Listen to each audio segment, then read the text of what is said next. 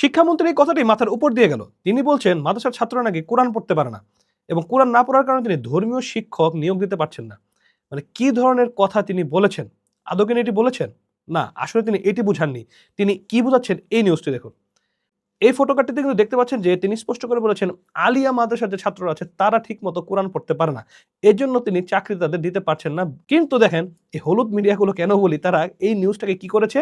মাদ্রাসার ছাত্ররা নাকি কোরআন পড়তে পারে না। তাহলে প্রশ্ন হলো, দেখুন শিক্ষামন্ত্রী এতটুকু জানে না যে হাজার হাজার আলহামদুলিল্লাহ আমাদের ছাত্ররা বিশ্ব জয় করে আসতেছে কোরআনের উপরে। মানে বিভিন্ন দেশের সাথে প্রতিযোগিতা করে বিশ্বজয়ী হাফেজ আছে আমাদের বাংলাদেশে অসংখ্য। প্রতি বছরই একের পর এক অসংখ্য বিশ্বজয়ী হাফেজ কিন্তু হচ্ছে।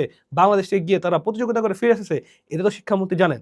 তাহলে নিউজটা দেখুন, শুধুমাত্র আলিয়া তিনি বলেছেন, আলিয়াটা বাদ দিয়ে তার বিরুদ্ধে একটি প্রোপাগান্ডা চালানো হলো এবং অনেকেই কিন্তু এই নিউজ ফটোকার্ডটি নিয়ে শিক্ষামন্ত্রীকে বাজে মন্তব্য করছেন। কিন্তু আসলে কিন্তু শিক্ষামন্ত্রী এটা বলেন, আলিয়ার কথা বলেছেন। এবং অবশ্যই হ্যাঁ, আলিয়া মাদ্রাসায় কোরআন পড়া বা আরবি পড়াটা একটু দুর্বলতা আছে, সেখানে তারা জেনারেলটাকে প্রাধান্য দেয় এবং জেনারেল প্রাধান্য দেওয়ার কারণে কিন্তু আরবি পড়াটা একটু দুর্বল হয়ে যায়। এবং আরেকটি বিষয় এখানে ক্লিয়ার করি যে আমরা মাদ্রাসায় যারা পড়ি, কওমি মাদ্রাসায়, তাদের কিন্তু সরকারি চাকরি করে সার্টিফিকেট নেই যে সেটা সরকারি চাকরি করতে পারবে। তিনি এখানে আলিয়া মাদ্রাসার কথাই বলেছেন। আমি বলছি না আমি তার পক্ষে কোনো সাফাই গাচ্ছি না, বাট যেটা সত্য সেটা তো বলতে হবে ভাই। তিনি বলেন আলিয়া মাদ্রাসার কথা, আর আপনি এখানে একটা মাদ্রাসা খালি লিখলেন যে মাদ্রাসার ছাত্ররা কোরআন পড়তে পারে না। তাহলে এই যে যারা বিশ্বজয়ী হাফেজ আছে তারা কোথা থেকে আসলো?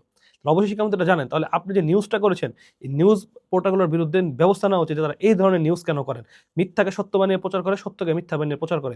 এজন্য আল্লাহ সুবহানাহু ওয়া তাআলা স্পষ্ট করে বলেছেন, তোমাদের কাছে যদি কেউ সংবাদ, কোনো মুনাফিক বা কোনো ফাসিক সংবাদ নিয়ে আসে, তুমি সেই ফাসিকের সংবাদ গ্রহণ করো যাচাই করার আগে। তাই এই ভিডিওটি বানালাম যে অন্তত আপনারা যাচাই করে গ্রহণ করবেন যে তারা কি বলছে। আলিয়া মাদ্রাসায় যারা কোরআন পড়ে তারা আসলে কোরআনটা ওইভাবে শিখে নাই, এজন্যই তিনি চাকরি দিতে পারছেন না। তিনি তো এটাই বোঝাতে চেয়েছেন। আসসালামু আলাইকুম। অর্ডার করতে ভিজিট করুন www.alaminhallarshop.com এবং প্রবাসী ভাইয়েরা অর্ডার করতে আমাদের হোয়াটসঅ্যাপে যোগাযোগ করতে পারেন 01624360079 এই নাম্বারে।